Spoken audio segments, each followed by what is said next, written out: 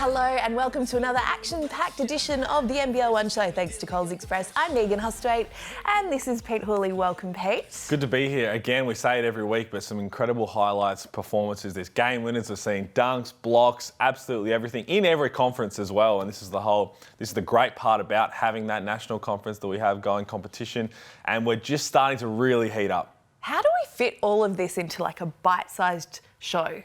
Well, that's what we are. I mean, we're a fun-sized little snack of the NBL1 Show. There's a lot more out there, which is on the socials. Make sure you get onto the socials. Whichever conference you want, jump online. They all have their own Instagram now, Twitter. It's great. Well, of course, you can get all your fun-sized chocolate at Coles Express. What would be yours of choice? I said this the other day, actually. Boost is one, if it's not underrated, it should be one of the all-time greats. Boost bars, it's in the fun size, just enough, doesn't keep you coming back for more. That's probably mine. Yeah. Probably a Mars bar for me. Let's get into some NBL1 action because, as Pete said, there's plenty to get through. We're going to start with Central. And the NBL1 Central men, South Adelaide got a huge win over the Southern Tigers. And it was Adelaide 36's DP Lachlan Ulbrich who stole the show. He did. He had a huge dunk on the fast break, and we're looking at it right here. And a few Adelaide 36's development players starting to put on a show around the country. That was good in their loss. South Adelaide had a 2-0 round. They beat the Tigers, then Mavs. Jeremy Smith was big. He had 26 points, followed by 39, 7 and 4, doing a little bit of everything and starting to show why he's one of the best players in Central. One of the best players in Central is also Sam Daly, and he had 23.6 rebounds and 6 assists for the Sturt Sabres. And on the other side, Central Districts, a former 36er, came up big. Yeah, former 36 development player Bajan Johnson, he had 32 points as well. Sam Daly, he does his thing for Sturt week in and week out, and we spoke to his brother last year, and I'm sure he's going to continue to do that. I'm sure we'll get Sam at some stage. Maybe. I know Sam pretty well. He doesn't really like the media. He keeps to himself a little bit, unless it's a selfie on social media. We'll see what we can do. Let's talk NBL1 Central women, some familiar names. It's really a highlights reel, isn't it, of the big stars in the women's competition every week. And we're starting again with Morgan Jaeger, who is in some sensational form for the Southern Tigers. She dropped 23 points, 8 rebounds and 9 assists. And that was South Adelaide's first loss of the season, while it lifted the Tigers up into 5th spot on the ladder. She is having some sort of season so far, just playing with the utmost confidence. I mean, she is a flat-out baller. Love watching the way she goes about it. And then on the other side, 2 wins for Nord this week. Brooke Basham was a standout. She had 25 points against the Mavs. Followed it up with 27, 5 and 5 against the North Adelaide Rockets. Starting to put together a nice season herself. And speaking of familiar names in NBL1 Central, Jenny Rentala put up 24 points and 16 rebounds in West Adelaide's win over Woodville. Let's keep the West Adelaide theme going as we welcome this week's special guest. Time to catch up with one of the stars of West Adelaide. Her name is Jasmine Fijo and she joins us now. Welcome, Jazz. Things are going pretty well for you and your team right now. Hey guys, thank you very much. Yeah, it's great. It's fun. It's exciting. So yeah. Well, just the 2 losses so far for the Bearcats. So what has been the secret to the early season success? It's definitely our chemistry. That's a big factor for us. So yeah, definitely. Everyone's on the same page, so it's very exciting. Yeah. Well, everyone is on the same page and it's the stats page really, because you've had a really big spread of contributors. How big is team basketball been part of the success so far? Oh, it's been a huge one. Like we at trainings and everything, we all, try to get the ball out of our hands and look for like good shot for a better shot. So yeah, it's definitely showing in our games. So, yeah. It's definitely showing in your game. But before we touch on your individual brilliance, we're just watching some highlights here. As someone who grew up playing in Adelaide and playing in some of the stadiums like this, look at the fans that are starting to rock out to all the games around NBL1 Central. Must be great to especially be at home seeing the fans pack the stands. Oh, it is. Like, I remember, I grew up in Westies and seeing the fans grow, like seeing the stands and everything with a whole bunch of people. So it's definitely growing. It's very exciting. Keen for the rest of the season to have a big support group. So, yeah. Well, we're taking a look at some of your highlights now, and there's plenty to show. You're sixth in the league right now in scoring at 22 points, including a 39-point outing, and you're second in assists with 6 per game. So what do you think has been the key to your great form so far this season? It's definitely, like, the girls that I have, they're very supportive. So, like, for me, I love bringing other people into the game. So, I mean, I'm more of it doesn't show on the stat. I mean, it does show on the stats that, you know, I'm getting my points up, but it's definitely because of the other girls. We look for each other. So definitely having their backs, and for me to, you know, see them running down the court, I love getting it out of my hands. So it's definitely, yeah, I think that's what helps me get my stats. So it's definitely because of the other girls. So, yeah. So you mentioned support system, we mentioned the fans. There's probably none bigger than your little one. Talk us through how you're juggling motherhood and playing basketball, and what it's like to not only just play, but play some really good basketball with your little one around. Oh, it's amazing. He's awesome. Definitely seeing him in his usual spot with my parents. Screaming, clapping. Yeah, he loves the sport. It's just great seeing him in the stands, seeing him smiling. He comes to, like, before the games, he'll warm up with me and warm up with the girls and get around the girls and everything. So it's definitely nice after those 2 losses, having a big cuddle from him after games. So, yeah, it's nice. You've had a bit of WNBL experience, being part of the roster at the Adelaide Lightning. We know there's lots of mums with bubs around the WNBL. Is that something that inspires you? Oh, yeah, for sure. Like, seeing, like Nat Hurst, my first season with the Lightning as a DP, seeing her with Nashi, that was, yeah, I always pictured myself in the future, seeing my kid being around and everything, and seeing how she is with Nashi is amazing. So I'm so glad I get to experience that with my kid, Brooklyn. So it's awesome. Well, it's a great role model to have. Nat Hurst actually did my individual workouts for me. She was my coach growing up sometimes. Talk a little bit about the pressure. Now, we know WNBL back on the radar, what you want to get to. Do you have a little bit more pressure on yourself to succeed in NBL1 Central? And how do you try and juggle that to make sure you just go out there and have some fun while still putting in some incredible performances? Yeah, it's definitely, I am feeling the pressure a bit now, like coming midway during the season. But my way of trying to release that pressure is just talking with my coach and all of that stuff, and not try and get in my head as much as it's very hard to not try and get into your head. But yeah, no, talking with the girls, having the girls behind my back, it definitely helps not putting that much. I am definitely a pressure person. So yeah, it definitely helps having the girls talk me through it and, you know, just keep your head up. So just let the game come to me. So that's definitely one of my mojos to go with. So, yeah. Has being a busy mum and having Brooklyn on the move, does that kind of put basketball and everything into perspective too? Oh, yeah, it definitely does. Like with my schedule and everything, luckily for me with my work, it is basketball and it is mentoring and stuff. Brooklyn just comes with, so it definitely makes it easier having, you know, the support group and everything from work and stuff. So, yeah. Now, I always ask this question on a personal level to NBL1 Central guests because I grew up there. Besides your own home court, what's your favourite place to play at in Adelaide? Favourite place. I would say probably it's a bit. I have 2. Go for it. I like Starplex, even though I don't really like the drive, but Starplex is definitely one of my favourites. And also, I'd say Lightsview now because it's a new stadium. So I like Lightsview, like North Adelaide's stadium. So, yeah. Well, I haven't got to experience that one, but I need to make sure I get back there. Look, we appreciate you on the show. We cannot wait to see what your future holds. I think this is just the beginning of a very bright future. We enjoy watching you play. Good luck for the rest of the season and can't wait to see what unfolds.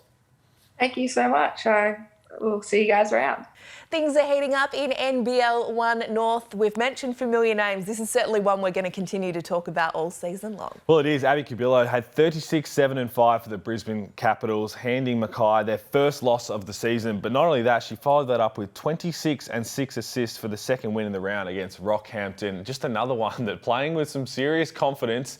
And when she gets rolling, she puts up big numbers like this. Well, we're talking about Morgan Yeager and we talk about WNBL and NBL every week, and I just feel like it's such a breakout season for someone like Abby Cabillo. We've got a new coach in Kristen Veal at Canberra in the WNBL next season. I feel like Abby is on the cusp of a huge breakout season in the WNBL off the back of her NBL1 campaign. And that's where it starts. I mean, you've got those players trying to use NBL1 just to get a contract, and you've got players who've had the taste of the WNBL and the NBL who are trying to use this to just get that momentum going into their big season and just launch from there. We're starting to see that from Abby Cabillo and many others. Well, speaking of a launching pad, Tiana Mangakahi is having an incredible run for the Northside Wizards. North Gold Coast nearly pulled off an epic comeback against the Wizards, but T did enough to hold them off with 27 points and 8 dimes on the day. And speaking of big numbers, she gets a mention every week. Well, she does, and I think it was the last week where we said we were going to expect a triple-double from Kayla George soon enough, and that's what we got in a win over Darwin. She had 18, 17 rebounds and 10 assists. Kayla George just doing Kayla George things.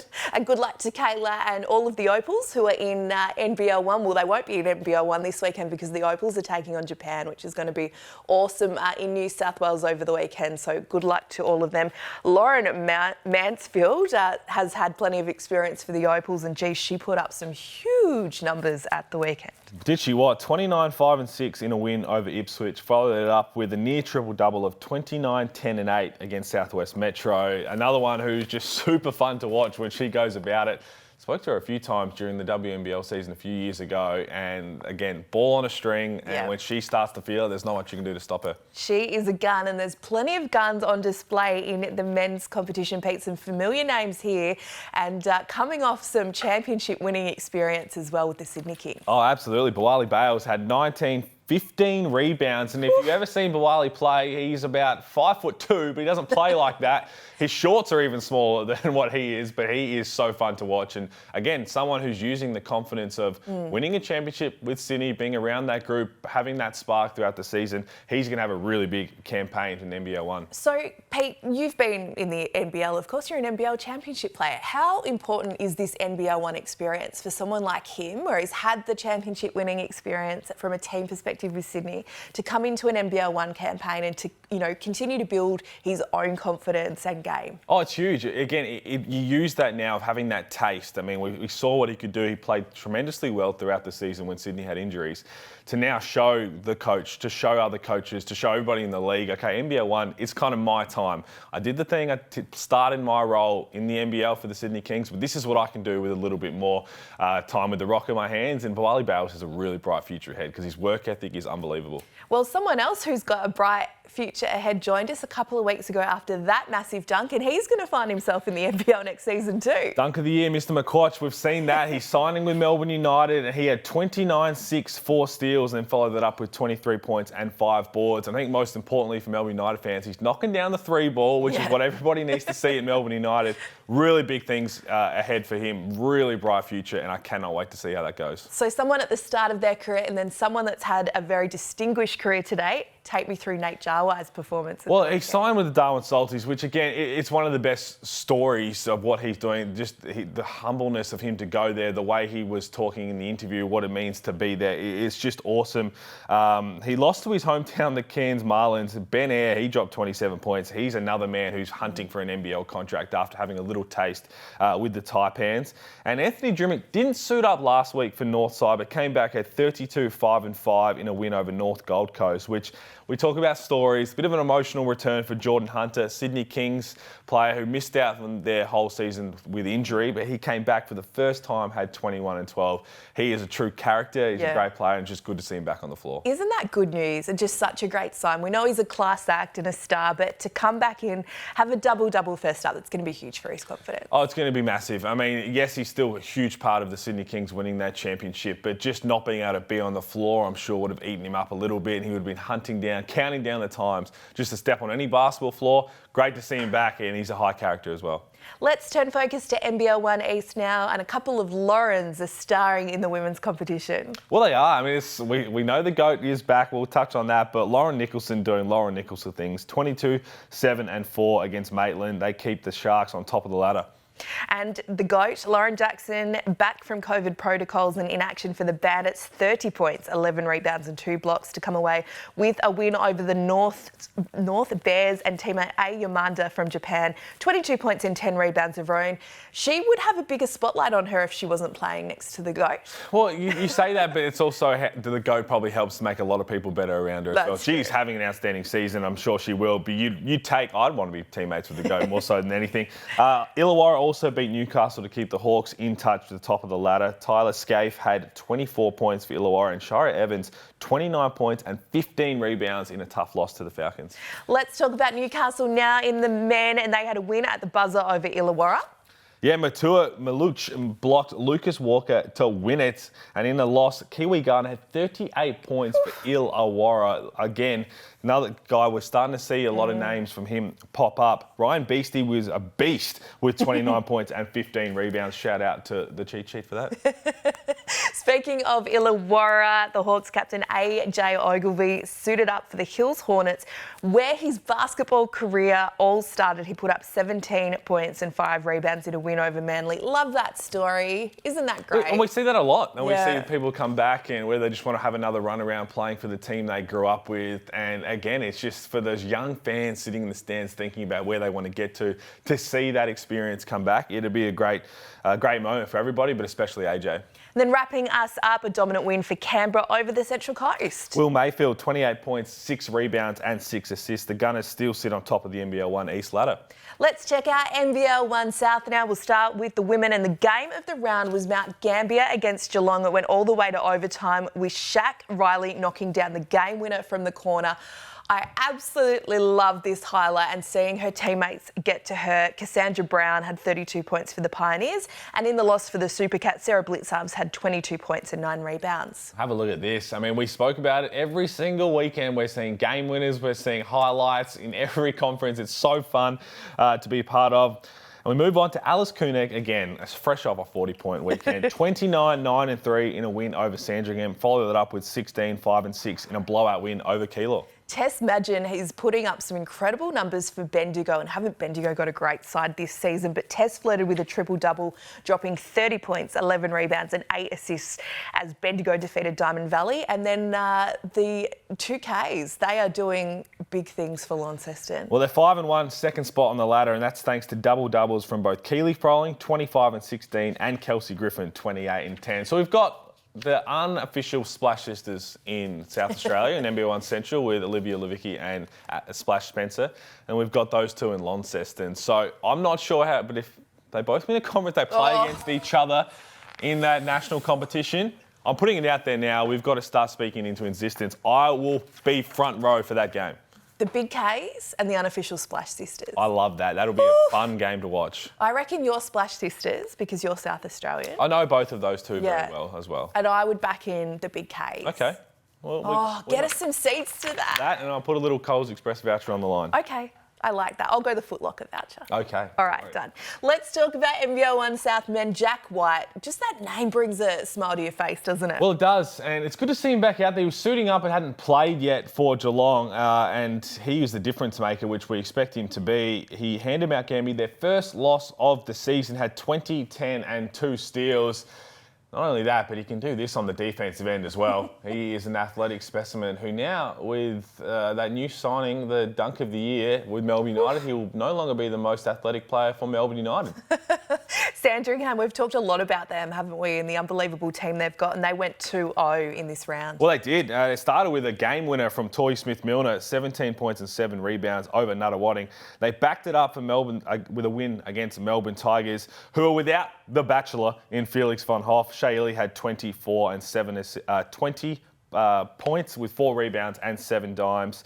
And then he had 24, 6 and 7. Shaylee doing Shaylee things. And Felix von Hoff doing Felix von Hoff things. There's been an update just I mean, we're not going to bring Bachelor news to you every week, but he's we part can. of, well, we can. He's part of a triple-double, really, with The Bachelor, because this time last week we thought he was the lone bachelor. The lone bachelor. One of three now. One of Felix three. Which won't bother him. That man has never passed anything, so he will make sure that everything he is locked in, and he will make sure that he gets his. Yeah. Well, one of three is kind of his shooting stats, isn't it? So. Well, no, all of 6 is his shooting stats, which I guarantee will be on the opening intro for him for The Bachelor. Stay tuned for that.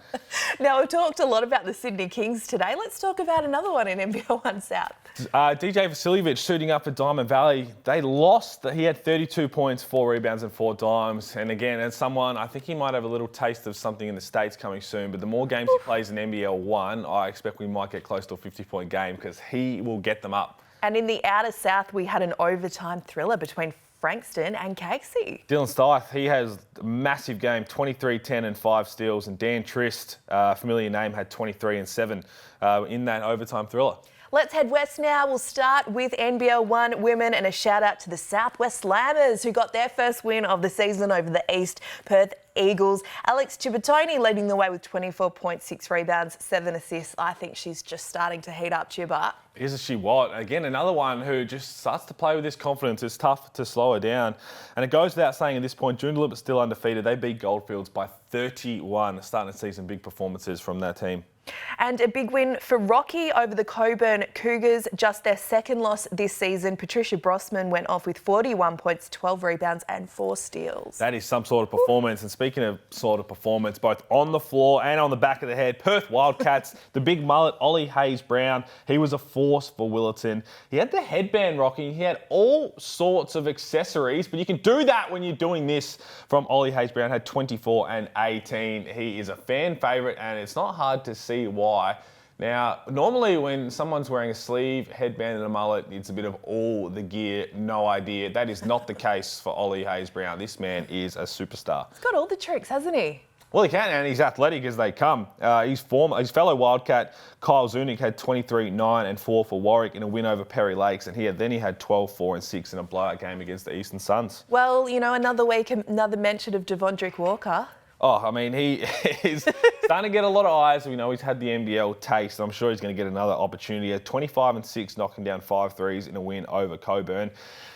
There's 3 import spots in every team, and again, when it comes to filling that, he's in the right spot. He's in front of all the coaches in the NBL. Would not be surprised if he gets a couple of call-outs. The spotlight's shining down. People are putting on their auditions. That's what it is. What the NBL1 does. It's the brilliance of the NBL1. And the Geraldton Buccaneers are still top of the ladder, undefeated. But we're going to talk to one of their stars next. And it wasn't business as usual for them at the weekend. They had a few outs. Let's go west and chat to him now. Time to head west now and catch up with one of the stars from the Buccaneers. Welcome to the show, Mathiang Muo. Thank you. Thank you for having me. Now, there's been a bit of drama over at the Buccaneers. They've been falling like flies. Tell us what's happened. We got hit with the health and protocol last week, and basically all our team were out, and we had to deal with whatever we had. Man, it's been a long time since I've spoken to you, but you're still doing your thing, getting buckets. That's what you do. But the team is rolling so far to start this season. What's been those secrets to success? For us, it's just defense. You know, we pride ourselves on defense and competing at all time. And the most important thing is we just go out there and have fun and take it one game at a time.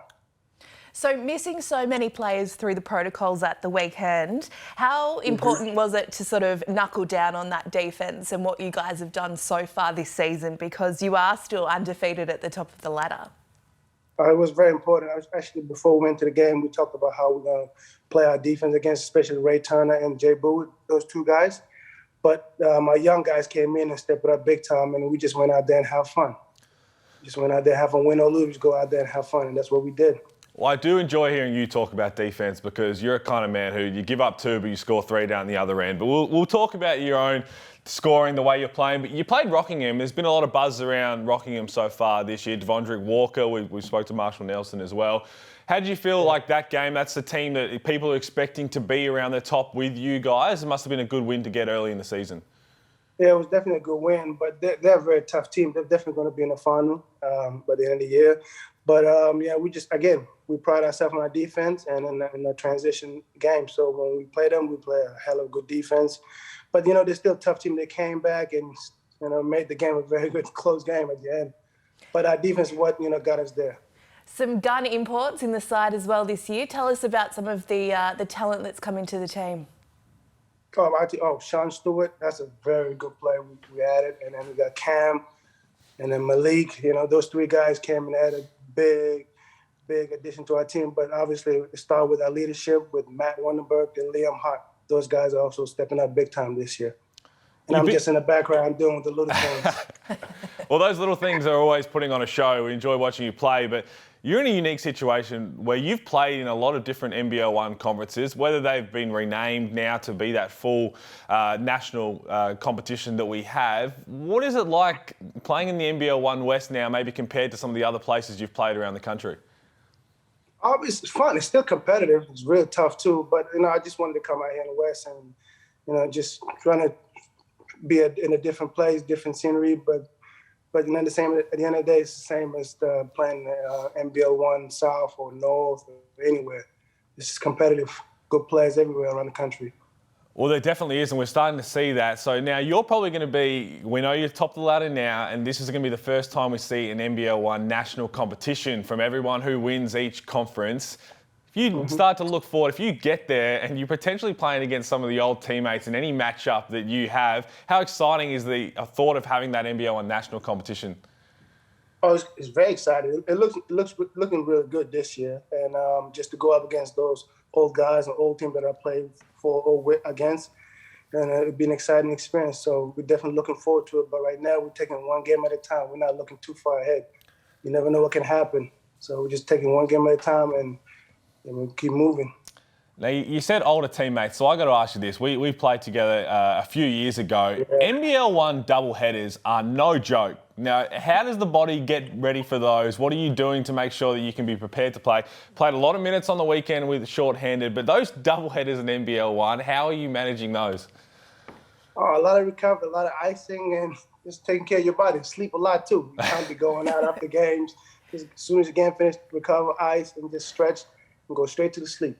Well, wake up next day and repeat, Well, it's not your first rodeo. You are an experienced campaigner and you've played a lot of basketball. You played in the NBL. You've represented South Sudan in national competition as well. In terms of playing NBL1, are you still enjoying the game as much as you ever have? Yes, I am. It's fun. At the end of the day, it's a game and I'm enjoying it. It doesn't matter what level I'm playing, I'm still enjoying it. So. And she mentioned mention a little bit there about the South Sudan. Have you started to really enjoy? I mean, now as you're getting older, but the trailblazers coming through, what we're seeing everybody start to produce in Australia, the recognition, but just the role models that have really emerged as part of the basketball community. You must be a very proud man to be able to look at that and see what's just starting to really blossom here. I'm very excited. I mean, the last 2 years we made a huge stride, and just for the nation is a big thing. But the best thing is to see the next generation coming up and just watching us, making a name for ourselves and open doors for them so they can come in and take the mantle and then keep moving on with it. So, yeah, it's an exciting experience, and we're definitely looking forward to it every year. Well, you're a great ambassador for the sport on and off the court. It's been great to have you join us on the show this week, and we wish you and the team all the best. Hopefully you'll have a few players back this week for the rest of the season. Oh, thank you for having me. Pete, let's finish up now with a bit of wild card action. Well, this was wild. The Forestville Eagles, who are stacked, by the way, absolutely stacked. They gave the COE men their first loss of their wild card series. Daniel Johnson went for 39 points, just a fine wine. But this was the game winner. Just an alley-oop dunk to win the game. And Forestville are stacked, but COE, Rory Hawke, he was the best for them. And that's a really exciting, just young squad, but also it's a really nice little win from Forestville. The COE women made light work of their two games, beating North Adelaide 98-37 and then taking down the Southern Tigers 76-52. So lots of action in wildcard, which we love to see. Well, we do. Again, the up-and-coming stars to put on a performance like that, to have those opportunities. I think it's just another great addition to the NBL1. Well, a basketball pack weekend, as we mentioned, the Opals are in action against Japan. So we'll have a few NBL1 stars missing this weekend. But I'm kind of excited about that because I think it opens up an opportunity for some other players to go off in the Opal's absence. Oh, well, no doubt it will. I mean, we're seeing that. We spoke to Mathiang again with COVID out, so other people can step up. There's always opportunities there. It's what the NBL1's for. Double headers, there's opportunities galore, and basketball is well and truly thriving in the country. Can't wait to see what happens. Can't wait. Well, we'll be across the app, of course, and Instagram, all the social media across the weekend. That's where you'll find all the results, all the highlights, and we'll be back this time next week for a bite-sized action of the NBL1 Show. Yeah, I was building on a lecture. Verses coming daily under pressure.